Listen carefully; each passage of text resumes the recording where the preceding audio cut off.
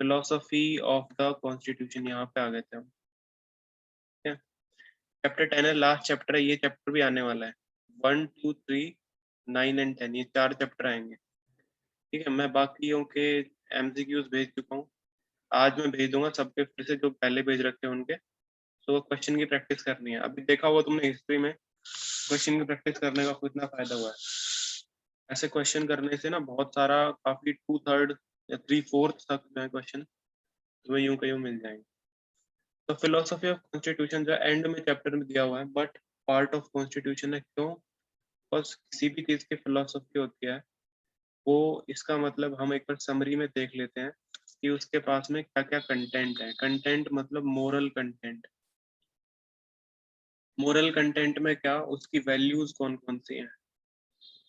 जैसे हमने ये चीज बोला हुआ है कि डिस्क्रिमिनेशन नहीं होगा किसी के साथ में किसी भी चीज के बेसिस। तो डिस्क्रिमिनेशन की वैल्यू क्या है? इक्वालिटी। ये वैल्यू जो है ना, ये वैल्यूज बनाती है उसकी फिलोसफी। हमारा कॉन्स्टिट्यूशन जो था एक मोरल डॉक्यूमेंट है, के पास में एक मोरल विजन है। क्यों विजन है?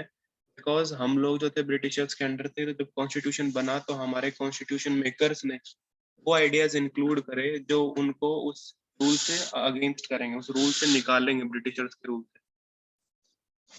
वो वाले रूल जो थे वो इसको एक मॉरल डॉक्यूमेंट बनाते हैं। फॉर एग्जाम्पल ब्रिटिशर्स ने हमारे साथ क्या किया, ब्रिटिशर्स ने हम पे रूल किया, हमें कुछ भी राइट नहीं दिए। तो जब हमारा रूल आया तो हमने क्या किया, हमने उसको बोला कि हम जब कॉन्स्टिट्यूशन बनाएंगे तो उसके अंदर हम सबको फ्रीडम देंगे, बिकॉज पहले हमें फ्रीडम नहीं मिलती। ये ऐसे करके वैल्यूज हमारे बनाते। ठीक है, मैं इसके अंदर से अभी वो भी बताता जाऊंगा एमसीक्यू में क्या क्या पूछ सकते हैं। जब भी हम पॉलिटिकल फिलोसफी देखेंगे कॉन्स्टिट्यूशन की, पॉलिटिकल फिलोसफी यानी पॉलिटिक्स कैसे गिवन है, तो उसके अंदर हम सबसे पहले ये पूछेंगे कि मीनिंग क्या क्या होगा मल्टीपल टर्म्स का। जैसे राइट मिलते हैं तुम्हें, सिटीजनशिप मिलती है, माइनॉरिटी, मेजोरिटी, डेमोक्रेसी, इनका मतलब क्या है। फिर हम क्या सोचेंगे कि सोसाइटी कैसे बनेगी, पॉलिटी कैसे बनेगी, सोसाइटी हमारी कैसे बनेगी, सरकार है, गवर्नमेंट है, वो कैसे काम करेगी, वो पॉलिटी में आएगा। लोग कैसे रहेंगे, वो किस में आएगा, सोसाइटी में। और हम कुछ आइडिया भी रखेंगे, आइडियल बना देंगे।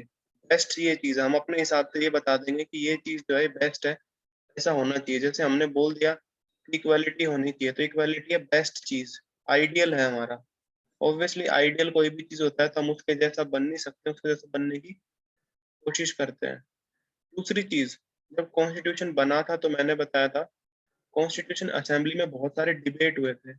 लोग बहुत डिस्कस करते थे कि प्राइम मिनिस्टर क्यों बनाना है, प्रेसिडेंट के पास में कम पावर क्यों रहेगी, प्राइम मिनिस्टर कितने मिनिस्टर बनेंगे, कौन कौन से राइट, कौन कौन से, तो ये सब उन्होंने रिटर्न में लिखा हुआ है।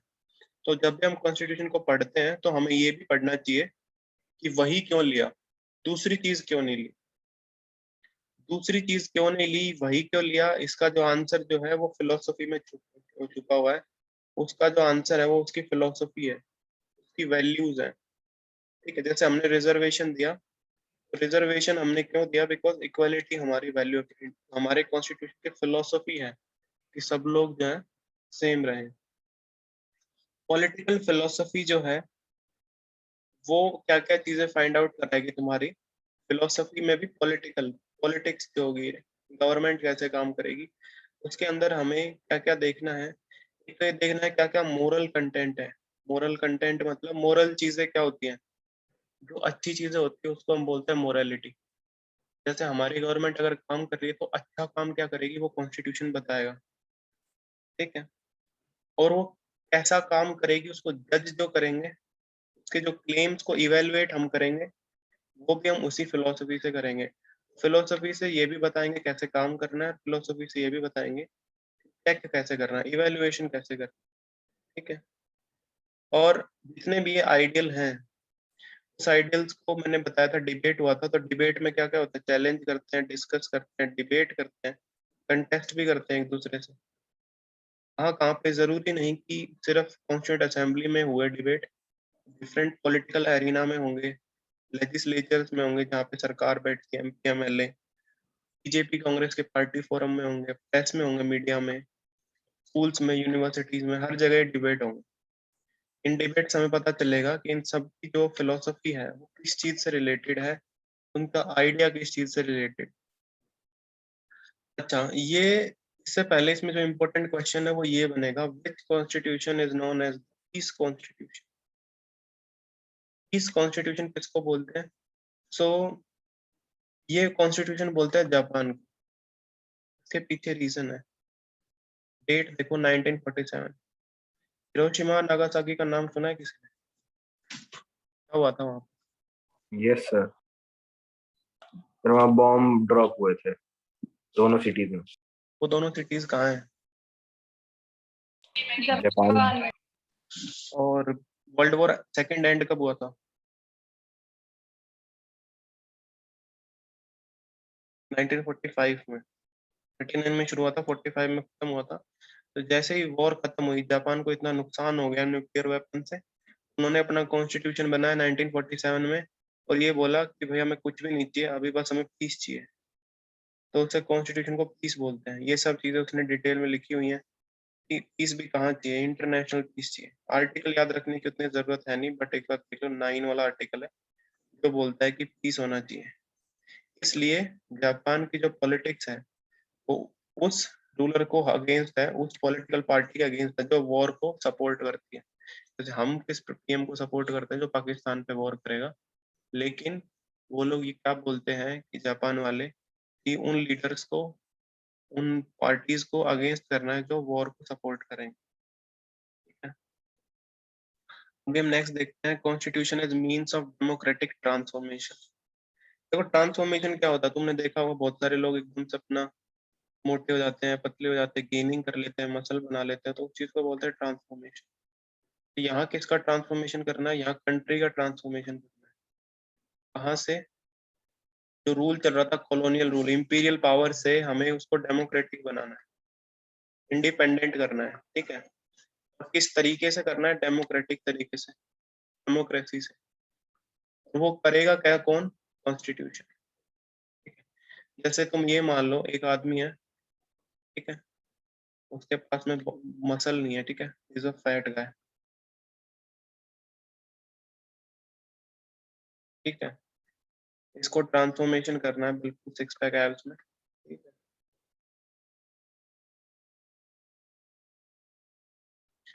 तो ये क्या फॉलो करेगा? ये फॉलो करेगा डाइट चार्ट को और एक्सरसाइज वाले चार्ट को। ठीक है, ये खाना, ये करना, ये करना है।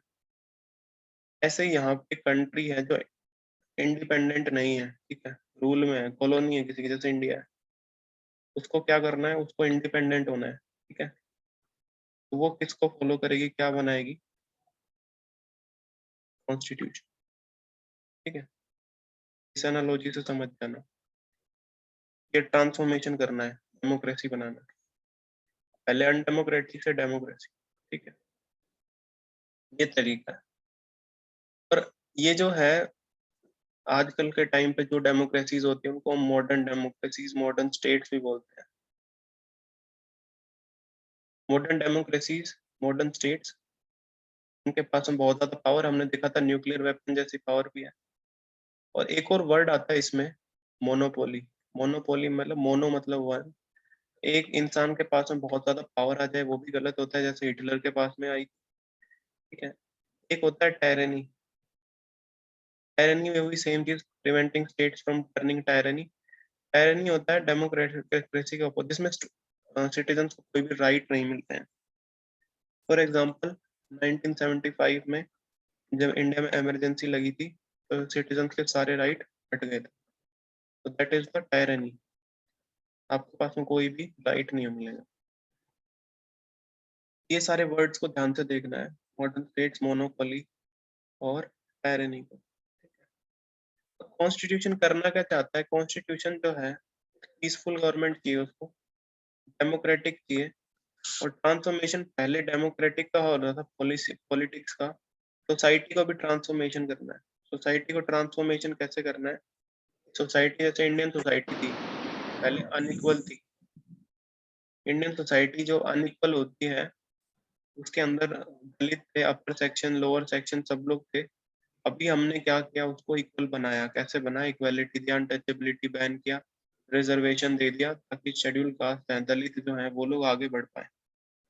तो इसको हम बोलेंगे सोशल ट्रांसफॉर्मेशन। इंडिया के first prime minister Jawaharlal Nehru, ठीक है, उन्होंने सबसे पहले डिमांड रखी थी कॉन्स्टिट्यूंट असेंबली, सबसे पहले तो नहीं, बट उन्होंने डिमांड रखी कॉन्स्टिट्यूंट असेंबली की। कॉन्स्टिट्यूंट असेंबली क्या करेगी? कॉन्स्टिट्यूशन को बनाएगी। कौन बनाएगा? हम बनाएंगे, सेल्फ डिटर्मिनेशन, सिर्फ हम बनाने वाले हैं। नहीं, इमरजेंसी अगर एक बार लग जाती है, अनुष्का अनुष्का का डाउट है, वेरी गुड डाउट, कि अगर इमरजेंसी एक बार लग गई तो क्या अनलिमिटेड टाइम के लिए रह सकती? नहीं, प्रोविजन है उसके, उसके 6 महीने के अंदर अंदर उसको पास कराना पड़ता है पार्लियामेंट। पार्लियामेंट यस करती है तो ही होता है। उसको एक्सटेंड कर करके मैक्सिमम 3 साल तक हम लेके जा सकते हैं। 3 साल के बाद वो ऑटोमेटिकली हट जाता है। तो कॉन्स्टिट्यूंट असेंबली जो है क्या करती है? खुद बनाते हैं। ब्रिटिशर्स ने बहुत पहले बोल दिया था 1925 के आसपास, 30s में भी, कि आप है खुद का, हम तुम्हारे लिए कॉन्स्टिट्यूशन बना देंगे इंडियंस के लिए, और तुम जो है हम सेटल कर लो, कोई दिक्कत नहीं है। बट इंडियंस ने क्या बोला? इंडियंस ने ये बोला कि नहीं, हम सेल्फ डिटर्मिनेशन करेंगे, हम खुद बनाएंगे, हमें खुद चाहिए, हमें राइट चाहिए फ्रेम इंडिया कॉन्स्टिट्यूशन का, बाहर से नहीं चाहिए। क्यों? बिकॉज ब्रिटिशर्स ने हम पे रूल किया, हमें उनका इंटेंशन पता था कि वो जब हमारे लिए बनाएंगे तो वो क्या चीज बनाएंगे, अच्छे से बनाएंगे या नहीं बनाएंगे। तो इंडियन कॉन्स्टिट्यूशन तो खुद लोगों को बनाना था। वो क्यों बनाना था? बिकॉज इसका मतलब ये नहीं है कि, अच्छा, ब्रिटिशर्स ने ये बोला कि तुम्हें नॉलेज ही नहीं है, ठीक है, तुम बना ही नहीं सकते। कॉन्स्टिट्यूशन में होते हैं लॉज, लॉ, और लॉ की स्टडी कौन करता है? कोर्ट वाले लोग या लॉयर्स। तो इन्होंने ये कहा कि ब्रिटिशर्स ने बोला कि तुम्हें कॉन्स्टिट्यूशन की नॉलेज ही नहीं है, तुम कैसे बनाओगे? सो जवाहरलाल नेहरू ने ये कहा था कि जो कॉन्स्टिट्यूशन लोग, लॉ से ज्यादा चाहिए, विजन चाहिए, मोरालिटी चाहिए, फिलोसफी चाहिए। बिकॉज वो लोग जो ब्रिटिशर्स के अंडर इतने साल तक रहे हैं, उन्हें सबसे ज्यादा पता है कि क्या उनके लिए सही है, क्या इनके लिए गलत है। ब्रिटिशर्स को ऑब्वियसली नहीं पता है, ब्रिटिशर्स सिर्फ अपने फायदे के लिए बात कर रहे हैं, ठीक है। और उस टाइम इंडिया में क्या था? ट्रेडिशनल सोशल हायरार्की था। हायरार्की मतलब डिवीजन, यानी अपर क्लास है, मिडिल क्लास है, लोअर क्लास है, फिर दलित है, महादलित है, शेड्यूल ट्राइब्स है, विमेन है, मतलब मल्टीपल डिवीजन है। और इन सब से हमें कहाँ जाना है? फ्रीडम, इक्वालिटी, जस्टिस, ये तीनों चीजें अचीव करनी, मतलब नेगेटिव से पॉजिटिव जाना। नेगेटिव चीजें वही इनइक्वालिटी, डिस्क्रिमिनेशन, पॉजिटिव चीज है क्या? Equality, freedom. तो इसके अंदर जब हम डेमोक्रेसी बनाएंगे तो वो डेमोक्रेसी हमारी कौन सी डेमोक्रेसी बनेगी? जो हम बनाना चाह रहे हैं पॉजिटिव चीजों से, उसको बोलेंगे हम कॉन्स्टिट्यूशनल डेमोक्रेसी। वो डेमोक्रेसी जिसमें कॉन्स्टिट्यूशन है, और है होने का मतलब ये नहीं सिर्फ नाम का है, मेन जो पावर है वो कॉन्स्टिट्यूशन के पास ही। और कॉन्स्टिट्यूशन हमेशा ध्यान रखना, कॉन्स्टिट्यूशन अगर होता है कहीं भी तुम्हारे पास, जैसे कॉन्स्टिट्यूशन इंडिया में, तो पावर जो है किसके पास होती है? पीपल के पास। गवर्नमेंट के पास पावर नहीं होती है। ऑप्शन में अगर आ जाए who is the power in the constitutional democracy, people have the power. ना ही गवर्नमेंट, ना ही प्रेसिडेंट, ना ही प्राइम मिनिस्टर, ना ही मिनिस्टर, सिर्फ और सिर्फ लोगों के पास पावर होती है। क्यों होती है? बिकॉज हर 5 साल में इलेक्शन होता है, इलेक्शन में डिसाइड करते हैं लोग। उस टाइम पे कोई लीडर कितना ही पावरफुल हो, नरेंद्र मोदी कितना ही पावरफुल हो, लेकिन जब तक इलेक्शन में जीत नहीं होगी, ही और शी जो भी प्राइम मिनिस्टर होगा वो कंटिन्यू नहीं कर सकता। नेक्स्ट हम देखेंगे, why do we need to go back to the constituent assembly. Constitution बना दिया, 1950 में फाइनल भी हो गया, इंडिपेंडेंस मतलब रिपब्लिक डे मना भी रहे हैं, 70 साल हो जाएंगे। बट इतना ऐसा क्या होगा कि हमें बार बार कॉन्स्टिट्यूएंट असेंबली के डिबेट को खोल के देखना है? क्यों हमें उसका डिस्कशन देखना है? तो उसको देखने से ना हमें ये पता चलता है कि हमारे जो भी लीडर थे उन्होंने हमारे लिए यही चीज डिसाइड क्यों करी, रीजन क्या था डिसाइड करने का। इसमें एक एग्जांपल देखते हैं हम, अमेरिका के कंटेक्स्ट में। America constitution late 18th century में बना था, बहुत पहले। सो लेट 18th सेंचुरी में जो बना था, तो एक एक क्वेश्चन आता है कि उस टाइम पे जो बातें थी, उस टाइम की जो वैल्यूज, उस टाइम की जो डेफिनेशन थी, वो तो पुरानी थी। अभी तो 21st सेंचुरी चल रही है। तो ये अबसर्ड नहीं है कि हम तब की बातों को, तब की वैल्यूज को अब अप्लाई करें। सो इंडिया के अंदर जब कॉन्स्टिट्यूशन बना 1950 में, तो अभी ज्यादा टाइम तो हुआ नहीं है। वैल्यूज, आइडियल और कंसेप्शन जो है वो अभी भी लगभग सेम से ही है। अभी भी हम इक्वालिटी की बात करते हैं, फ्रीडम की बात करते हैं। क्योंकि अमेरिका में अगर किसी ने कॉन्स्टिट्यूशन याद हो, सिविल वॉर भी याद हो, स्लेवरी बैन करी थी, ब्लैक वर्सेस वो, तो अभी वो स्लेवरी की बातें करना थोड़ा ऐसा हो जाता है कि स्लेवरी अभी है ही नहीं। बट इंडिया के अंदर जो चीजें हैं अभी भी वैसे के वैसे ही हैं। अभी भी हम बातें करते हैं वैल्यूज और आइडियल्स की, अभी भी हम फोकस्ड है कि इन सब चीजों पे, कि हमारे पास में डिस्क्रिमिनेशन ना हो, सब लोग इक्वल हो, कोई ज्यादा पुअर ना हो, ये सब चीजें।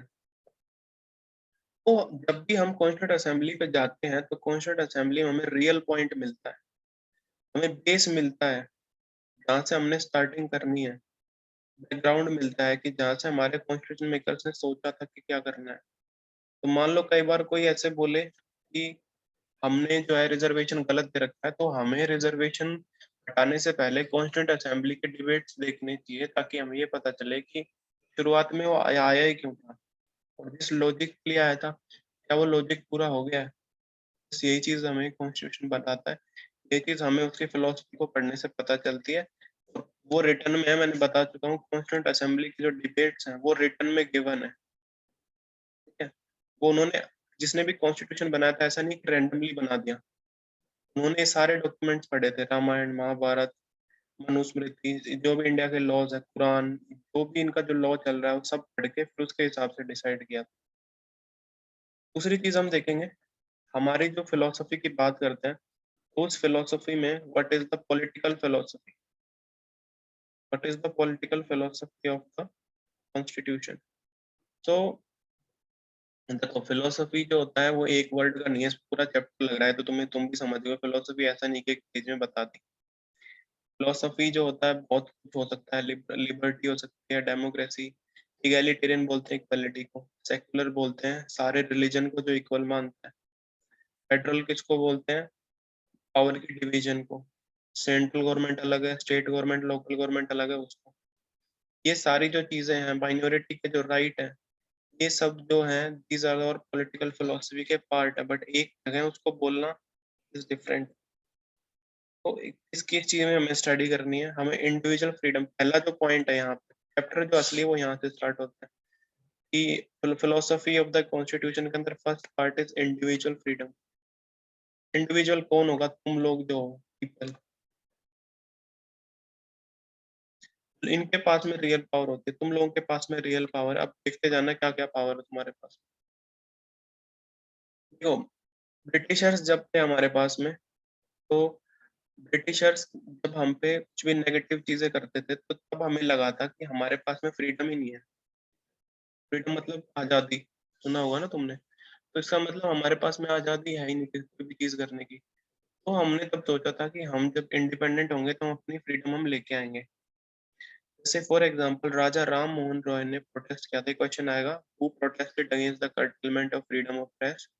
तो राजा राम मोहन रॉय, उन्होंने क्या बोला कि हमारी जो प्रेस है उसके पास में फ्रीडम ही नहीं है। प्रेस मतलब जो भी न्यूज़पेपर्स हो गए, बुक्स हो गए, उन पे सेंसरशिप लगा रखी थी, कर्टेल कर रखा था उनको। तो इसका मतलब हम कुछ भी ना तो लिख सकते थे, ना बोल सकते थे, ना टाइप कर सकते थे। तो वो उन्होंने हटाने का डिमांड किया, ठीक है। तो जब हमारा इंडियन कॉन्स्टिट्यूशन बनाया, तो हमने जो है फ्री प्रेस दे दी। ऑब्वियसली जब हमने 200 साल ब्रिटिशर्स ने हमारे पे कोई चीज करी है, जैसे ही वो लोग जाएंगे हम उस चीज को ले लेंगे। तो this was one part of it, freedom of press.